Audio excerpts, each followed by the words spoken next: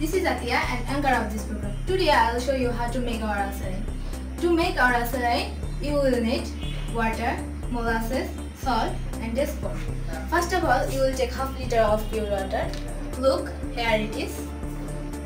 Then take a handful molasses and pour it into the jar. Next, take a pinch of salt